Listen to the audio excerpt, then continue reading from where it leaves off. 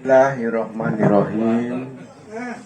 Assalamualaikum warahmatullahi wabarakatuh. Alhamdulillahillazi arsala rasulahu bil huda wa dinil haq liyudhhirahu ala dini kullihi wa kafa billahi shahida. Asyhadu an la ilaha illallah wahdahu la syarikalah wa asyhadu anna Muhammadan abduhu wa rasuluh.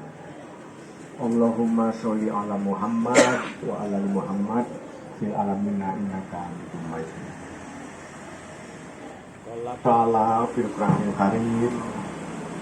A'udzu billahi minasyaitonir rajim. Bismillahirrahmanirrahim. Wa in ta'uddu nikmatallahi la tuhsuha. Wa qala la in sa'artum wa la inanakum wa la in kafartum inna azabil lasyadid. Bapak-bapak, ibu-ibu, sambil mendengarkan ternyata kuliner sudah dibagikan. Mudah-mudahan tidak merubah fokus dan konsentrasi kita apa yang ingin saya sampaikan. Bapak-bapak, ibu-ibu, tanpa terasa, bukan tadi juga telah dilantunkan oleh Bu Hajah Ujang dan tilawahnya oleh Ibu Jinjing. Tanpa terasa kita sudah mendekati bulan Ramadan, bulan yang penuh berkah, bulan melatih kesabaran dan seterusnya banyak sekali. Dan juga ingin saya kutip di sini sehubungan dengan ini semua, fabi ayyi ala'i rabbikuma tukadziban. Nikmat mana lagi yang engkau ingkari? Sebabnya kalau ditanya judul, bukan ceramah barangkali, tausiah juga bukan. Saya memberi judul pembicaraan kali ini adalah senantiasa bersyukur. Sekali lagi saya ingin ulangi, senantiasa bersyukur. Kenapa kita bahkan harus bersyukur? Tidak perlu jauh-jauh, mari kita lihat ke diri kita sendiri saja dahulu. Kita mulai yang paling atas, yaitu kepala kita.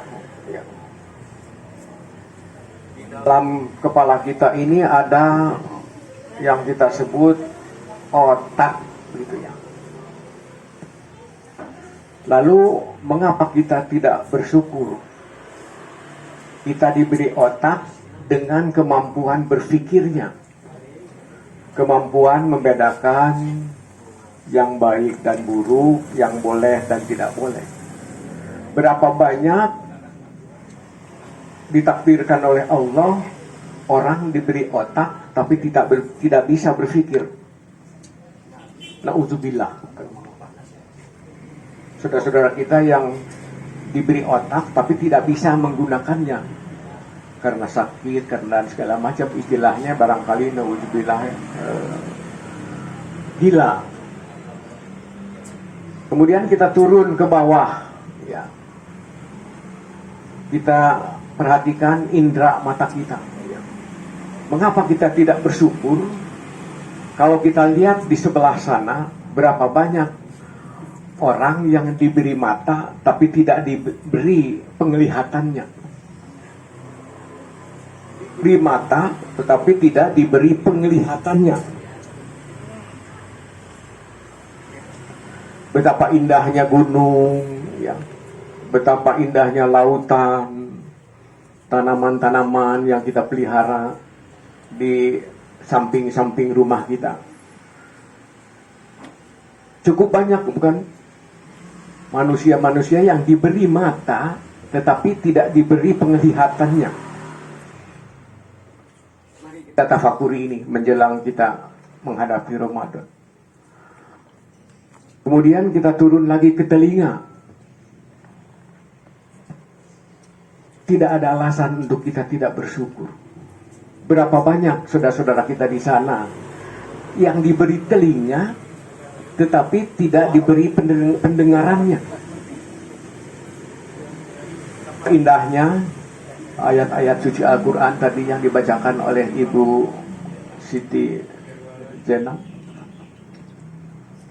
Kemudian betapa indahnya lagu-lagu yang selalu dilantunkan oleh saudara-saudara kita di sela-sela acara seperti ini. Berapa banyak lagu-lagu manusia yang diberi telinga tetapi tidak diberi pendengarannya. Fabi ayyi ala'i rabbikuma tukadziban. Apa yang kau dustakan? Kemudian turun sedikit di depan wajah kita ini. Ada hidung di sana.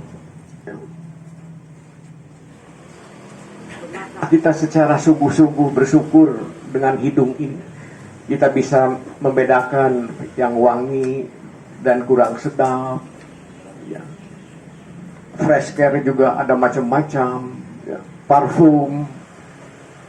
Ya. Coba bayangkan orang-orang yang diberi hidung tetapi tidak diberikan dengan penciumannya. Tuh, ibu-ibu di situ beri gumujeng itu ya. Bagi makanannya wangi sekali barangkali. Saya belum mencium. Kemudian turun sedikit mulut. Berapa banyak saudara-saudara kita di sana yang diberi mulut tetapi bisu, tidak bisa berbicara. Fabi ayyi ala'i rabbikuma tukadziban. Nikmat mana lagi yang engkau dustakan? Tapi juga jangan salah, mulut ini bisa jadi sumber fitnah kalau tidak dikendalikan dengan baik.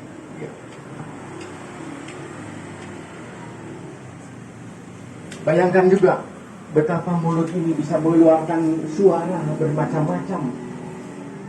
Bahkan indah sekali didengar. Baik lantunan Al-Quran tadi maupun lagu-lagu, qasidahan, sholawatan dan seterusnya. Lagi-lagi kita perlu bertanya, Fabi ayyi ala'i rabbikuma tukadziban.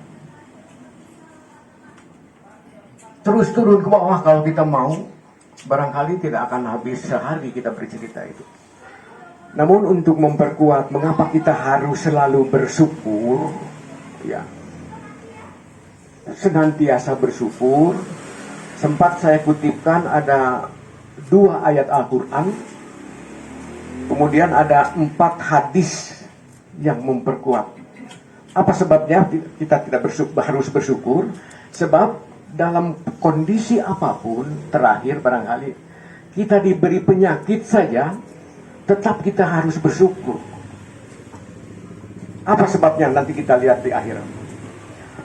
Yang pertama, surah Al-An'am, surat ke-6, ayat 42. Saya bacakan saja terjemahannya. Dan sesungguhnya kami telah mengutus para rasul kepada umat-umat sebelum kalian. Kemudian kami siksa mereka dengan menimpakan kesengsaraan dan kemelaratan, supaya mereka memohon kepada Allah dengan tunduk merendahkan diri. Ini bentuk bersyukur juga.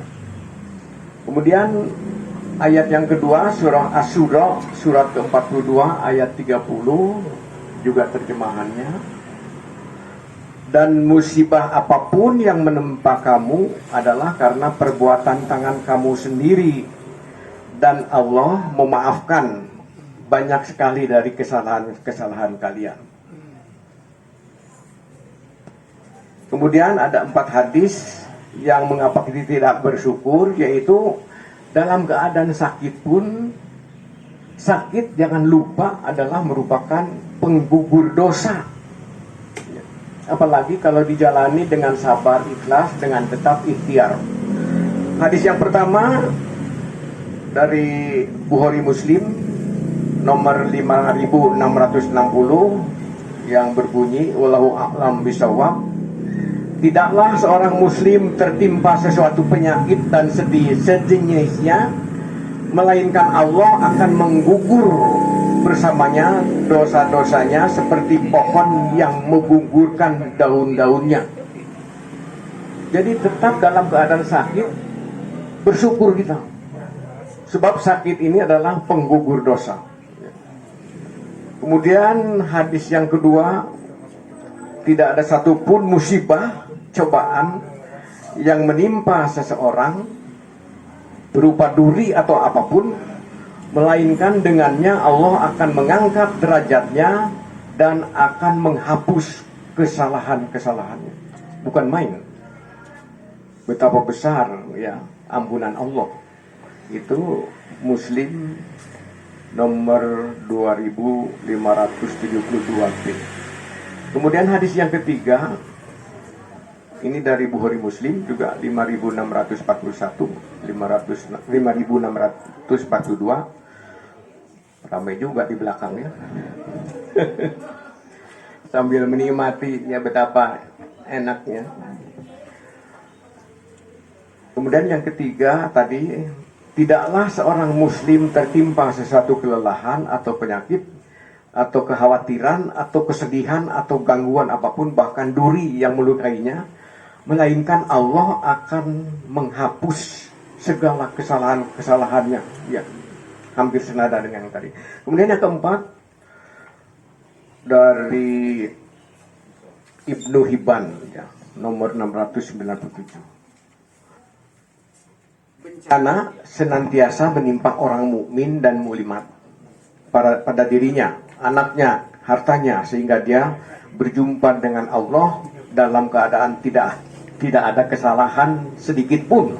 Ya, ini juga bentuk dari penggugur dosa. Ya, Bapak-bapak, ibu-ibu, barangkali demikian yang bisa saya sampaikan. Mudah-mudahan ini bisa mengantar kita menghadapi bulan Ramadan yang beberapa hari lagi ke depan akan kita mulai. Sebagai penutup, barangkali mari kita tundukkan kepala sejenak. Kita hentikan dulu nikmat makanan yang disediakan. Kita tundukkan kepala. Yang biasa mengangkat tangan, silakan mengangkat tangan. A'udzubillahi minasyaitonirrajim. Bismillahirrahmanirrahim. Innallaha wa malaikatu yashalluna 'alan nabi ya ayyuhallazina amanu shollu 'alaihi taslima. Allahumma ighfir wal muslimina wal musliminat wal mu'minina wal mu'minat wal afa inda hisab bi rahmatika ya arhamar rahimin. Alhamdulillahirabbil alamin. Amin amin ya rabbal alamin. Allahumma inna nas'aluka salamatan fiddin wa afiatan fil jasad wa ziyadatan fil ilmi wa barakatan fil rizki wa tobatan qabla maut wa rahmatan indal maut wa magfiratan ba'dal maut. Allahumma hawin alaina fi sakaratil maut wa naryata minan nar wa alfa indal hisab. Rabbik firli wali walidayya warhamhuma kama rabbayani shaghira. Rabbana hablana min azwajina wa dzurriyyatina qurrata a'yun waj'alna lil muttaqina imama. Rabbana atina fid dunya hasanah wa fil akhirati hasanah wa qina adzabannar. Subhana rabbika rabbil izzati amma yasifun wa salamun alal mursalin walhamdulillahi rabbil alamin. Lebih kurangnya mohon maaf. Wassalamualaikum warahmatullahi wabarakatuh. Waalaikumsalam. Alhamdulillah.